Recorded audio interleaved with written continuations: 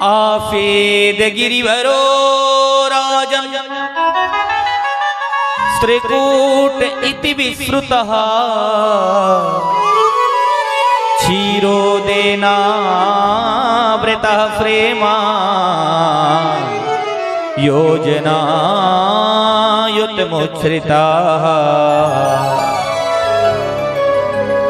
कहते हैं त्रिकूट नाम का एक पर्वत था जिसमें एक बड़ा ही मत वाला हाथी गजेंद्र रहा करता था।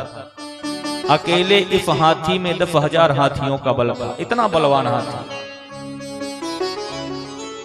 जिसके सामने स्वयं सिंह भी चूहा बनकर के बैठता था।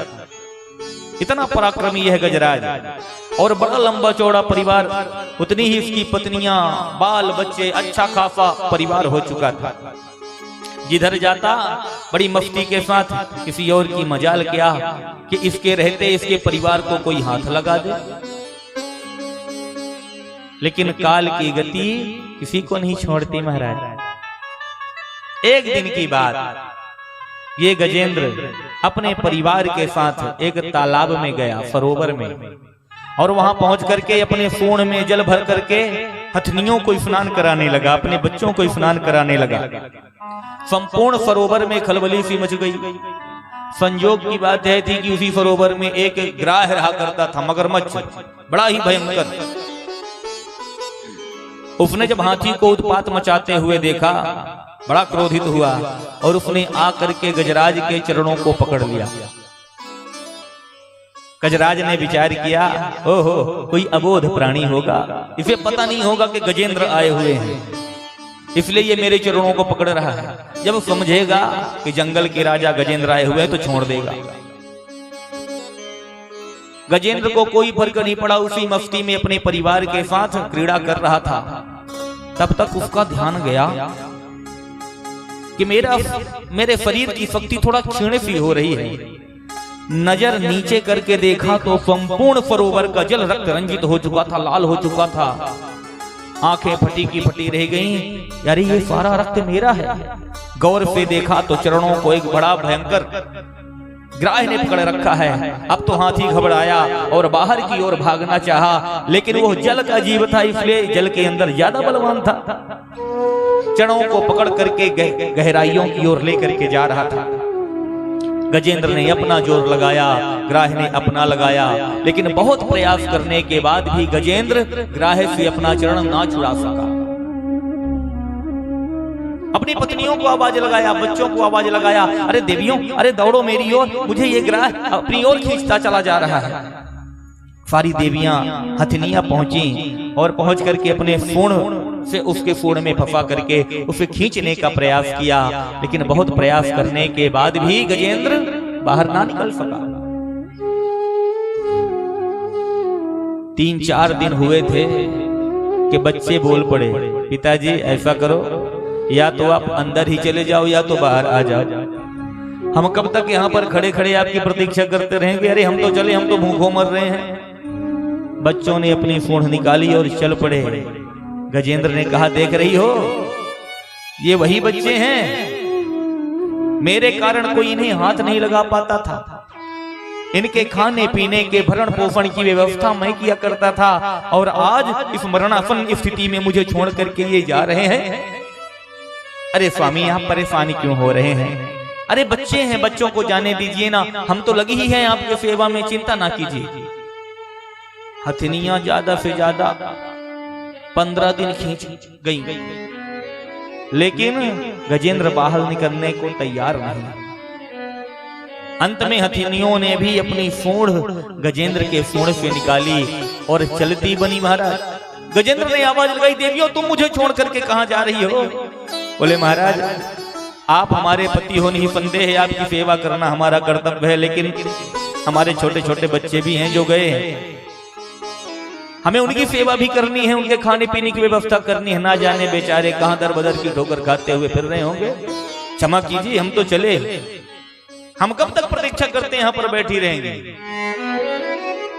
गजेंद्र को इस प्रकार के व्यवहार की कभी अपेक्षा नहीं थी अपने परिवार से, लेकिन आज जब उसके परिवार ने ऐसे जवाब दिए आंखें खुल गई गजराज की, समझ गया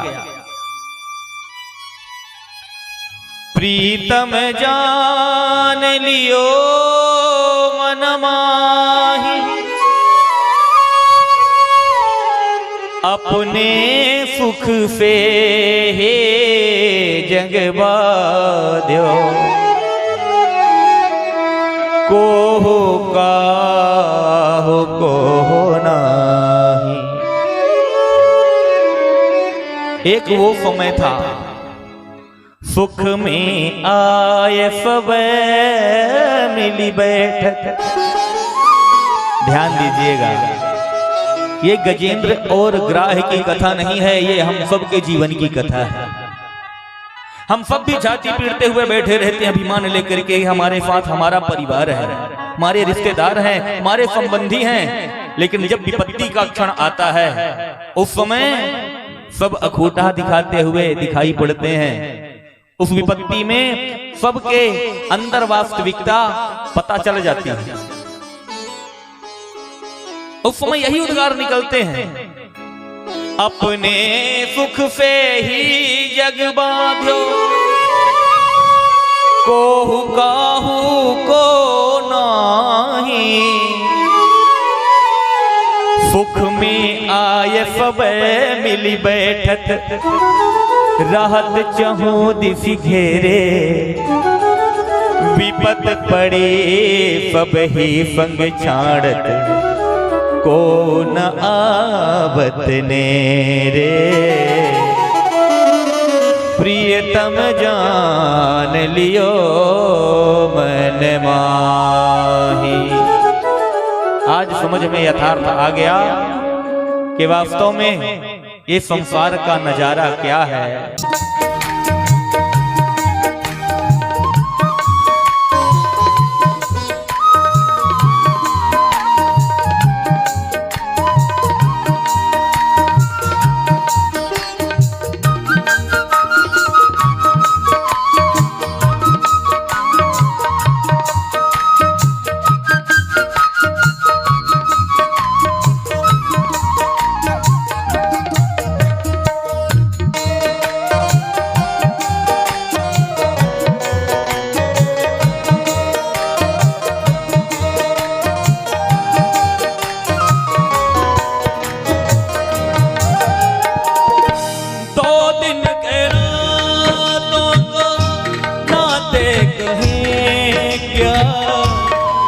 दिन के भाई को खाता कहीं क्या, दो दिन के रातों को रातों कहे क्या, दो दिन के भाई को खाता कहे क्या। हम यहाँ पर एक दूसरे से संबंध जोड़ करके उन्हीं संबंधों पर इतने आसक्त हो जाते हैं, लेकिन एक दिन ऐसा होता है कि उन्हीं संबंधों से जब हमें ठोकर लगती है तब वास्तविकता समझ में आती है। जबकि ये सारे संबंध कुछ ही दिनों के हैं। एक कवि ने बहुत सुंदर बात कही है, कौन है आया कहां से, कौन है आया कहां से, कौन तेरी जात है, कौन जननी जनक तेरा, बस 4 दिन का नात है। जो भी आए सब गए, जो भी आए सब गए, फिर तेरी क्या औकात है। 4 दिन की चांदनी और फिर अंधेरी रात है। 2 दिन के रातों को नाते कहें क्या, 2 दिन के भाई को भ्राता कहें क्या। 2 दिन के रातों को रात कहे क्या, 2 दिन के भाई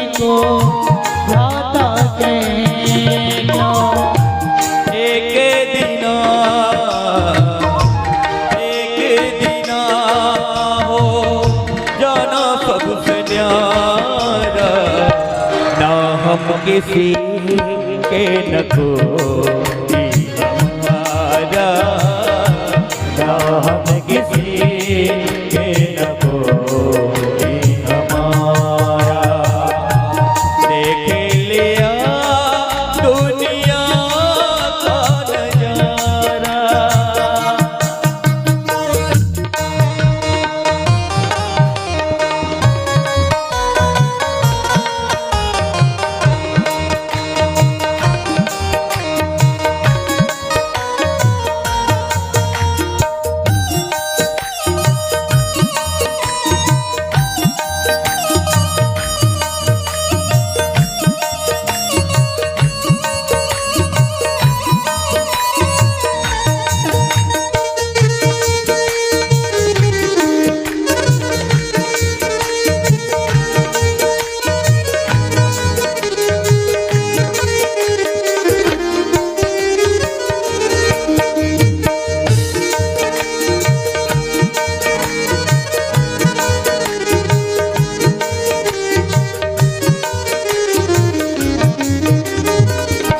मतलब से दुनिया सर को झुकाए, मतलब से दुनिया प्रीति लगाए, मतलब से दुनिया सर को झुकाए, मतलब से दुनिया प्रीति लगाए। भारत पे झुकता है, भारत पे झुकता है संसार सारा। ना हम किसी के न कोई हमारा, ना हम किसी के न कोई हमारा। देख लिया, देख लिया दुनिया का नजारा। ना हम किसी के न कोई हमारा, ना हम किसी के न कोई हमारा। ना हम किसी के न कोई हमारा।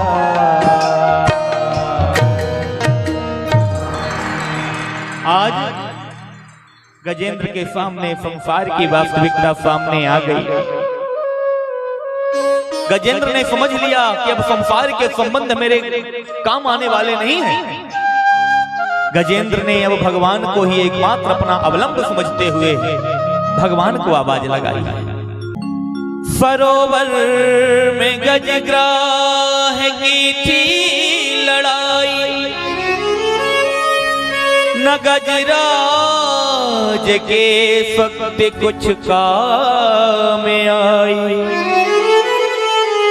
कहीं से मदद उसने जब कुछ न पाई, तो दुखी हो के आवाज हरि को लगाए। दुखी हो के आवाज हरि को लगाए। गजेंद्र ने बड़ी सुंदर स्तुति की महाराज, जिसे गजेंद्र मोक्ष के नाम से जाना जाता है। जीवन में कितनी ही बड़ी विपत्ति क्यों ना हो, इस गजेंद्र मोक्ष का यदि पाठ किया जाए तो भगवत कृपा अवश्य होती है और बड़े से बड़े संकट से मनुष्य उबर जाता है। ऐसा प्रताप इस गजेंद्र मोक्ष का।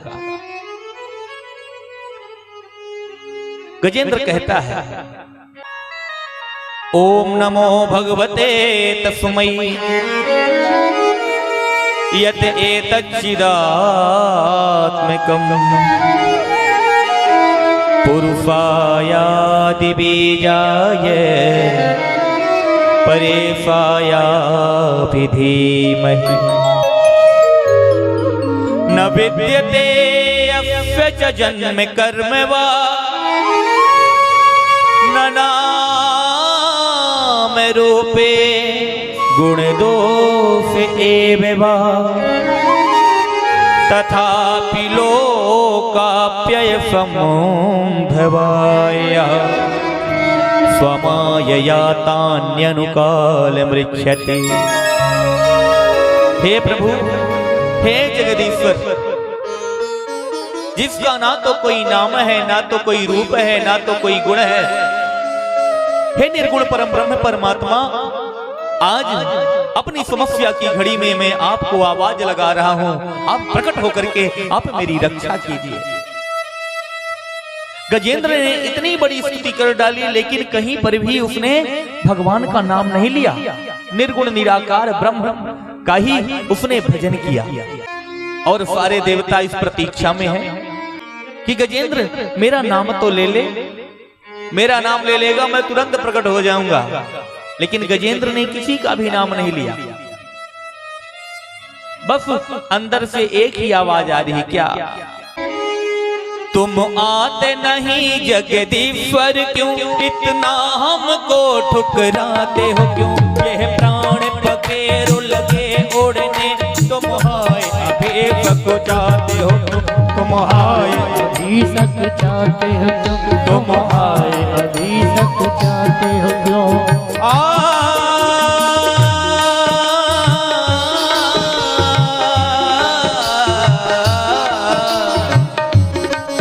तुम आते नहीं जगदीश्वर क्यों, इतना हमको ठुकराते हो क्यों? इतना हमको ठुकराते हो क्यों? इतना हमको ठुकराते हो क्यों? ये प्राण पखेरु लगे उड़ने, तुम हाय अभी को चाहते हो क्यों? तुम हाय अभी सक चाहते हो क्यों? तुम हाय अभी सक चाहते हो क्यों? हम पापी पे पापी प्रचंड बड़े,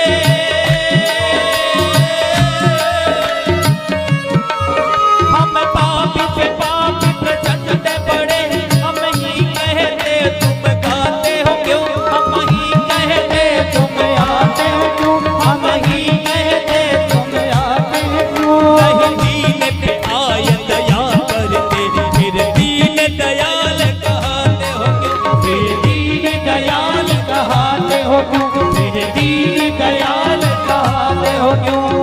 हे गोविंद, आज मैं आपके चरणाश्रित हूं। एकमात्र आप ही हो जो मेरी रक्षा कर सकते हो। आपका यह वचन दान है कि जो एक बार कह देता है कि प्रभु मैं आपका हूं और आप मेरे हो, आप उसकी रक्षा के लिए वचनबद्ध हो जाते हो सरकार। और आज मेरी ऐसी परिस्थिति में यदि आपने मेरी बात ना सुनी तो ध्यान रखिएगा, यहाँ पर मेरा कुछ बिगड़ने वाला नहीं है, बिगड़ेगा तो फिर पाप। दीन दयाल सुनी जब ते तब ते मन में गच ऐसी बसी है, तब ते मन में गच ऐसी बसी, तब ते मन में गच ऐसी बसी है। तेरो कहा एक जाऊं कहाँ, बस तेरे ही नाम की भेंट कसी है, बस तेरे ही नाम की भेंट कसी है, बस तेरे ही नाम की भेंट कसी है। तेरो ही आसरो एक मनुक को पावे रे मोहना, पावे रे। तेरो ही आसरो एक मनुक को, नहीं प्रभु को कोई और गति है, नहीं नहीं प्रभु को कोई और गति है, नहीं प्रभु को कोई और कसी है। ए हो मुरारी पुकारी कहो। प्यारे ध्यान से सुन लो मेरी बात को। ए हो मुरारी पुकारी कहो, अब मेरी हंसी नहीं तेरी हंसी, अब मेरी हंसी नहीं तेरी हंसी है, अब मेरी हंसी नहीं तेरी हंसी है, अब मेरी हंसी नहीं तेरी हंसी है, अब मेरी हंसी नहीं तेरी हंसी है। आज गजेंद्र ने जैसे ही करुण क्रंदन किया, भगवान ने विचार किया, सारे देवता मुंह ताकते हुए बैठे हैं कि मेरा नाम ले ले, मेरा नाम ले ले। लेकिन बेचारा गजेंद्र किसी का नाम नहीं ले रहा। अब जो किसी और का नाम नहीं है, निसंदेह वो मेरा नाम है। भगवान ने गरुड़ को बुलाया, गरुड़ जितना शीघ्र हो सके मेरे पास आओ, मुझे बिठा करके ले चलो, मेरा भक्त संकट में पड़ा हुआ है। गरुड़ के मन में अभिमान आ गया, देखो तो सही, भगवान मेरे कितने अधीन हैं, अगर मैं भगवान को लेकर के ना जाऊं तो भगवान अपने भक्तों की रक्षा करने के लिए भी नहीं जा सकते। अंदर अभिमान जाग गया। भगवान तो अभिमान के लक्षण को तुरंत पहचानते हैं। भगवान ने अपनी उंगली गरुड़ के ऊपर रख दी। गरुड़, तुम मुझे उड़ा करके लेके जाते हो ना, ऐसा करो, ले चलो, उड़ो। अब गरुड़ फड़फड़ाने लगे, लेकिन बहुत प्रयास करने पर भी गरुड़ उड़ ना पाए। भगवान ने कहा, गरुड़ ध्यान से सुनो मेरी बात को। अरे तुम्हारी क्या मजाल जो तुम मुझे अपनी पीठ पर बिठा करके लेकर के उड़ सको। अरे मैं स्वयं तुम्हें अपनी जंघाओं में दबा करके उड़ता हूँ, तब तुम उड़ते हो। अभिमान छोड़ दो। अब तो भगवान ने गरुड़ का भी सहारा नहीं लिया महाराज, बैकुंठ से ही एक छलांग लगाई है। अब जब भगवान को आता हुआ देखा है गजेंद्र ने, तब जाकर के गजेंद्र के मुख से भगवान के नाम का उच्चारण हुआ। सोन्तः परस्युर्बले निगृहीत्यार्तो दृष्ट्वा गरुत्मतिहरिं खौपत्चक्रम् उच्छिप्य पाम्बुजकरं गिरमानकृच्छा नारायणाखिल गुरो भगवन नमस्ते। नारायणाखिल गुरो भगवन नमस्ते। हे भगवान नारायण, हे अखिल गुरु, आपके श्री चरणों में मेरा बारंबार प्रणाम है। गोविंद तुरंत पहुंचे और पहुंच करके भगवान ने अपने सुदर्शन चक्र से ग्राहाद विपाटित मुखादरिणा गजेंद्रम, अपने सुदर्शन चक्र से ग्राह के मुख को फाड़ा और गजेंद्र के चरणों को उसके मुख से निकाल लिया। जैसे ही ग्राह का उद्धार किया महाराज, सबसे पहले तो ग्राह के अंदर से ज्योति निकल के भगवान में आकर के समा गई, और जैसे ही गजेंद्र को भगवान ने स्पर्श किया, वैसे ही चतुर्भुज रूप धारण करके वह गजेंद्र भी सम्मुख प्रकट हो गए। भक्त कहते हैं बात कुछ समझ में नहीं आई। भक्त तो सिर्फ था गजेंद्र, लेकिन ग्राह को मोक्ष कैसे मिल गया?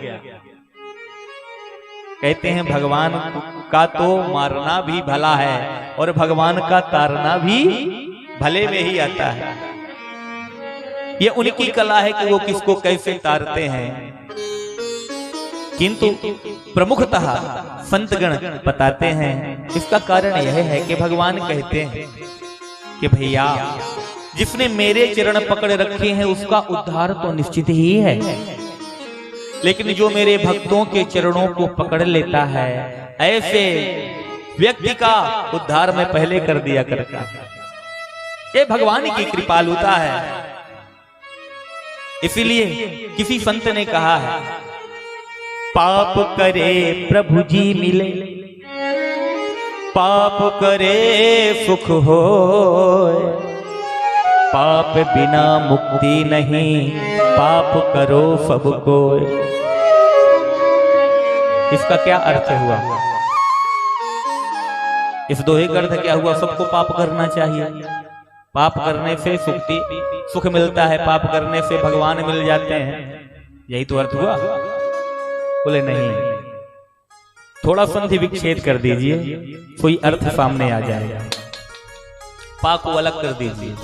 पाप करे प्रभु जी मिले, पा माने चरण, भक्तों के चरणों को पकड़ लेने से प्रभु जी मिल जाते हैं। पा पकड़े सुख हो, भक्तों के चरणों को पकड़ लेने से सुख की प्राप्ति होती है। बिना भगवान भक्तों के चरणों को पकड़े मुक्ति नहीं मिलती। इसलिए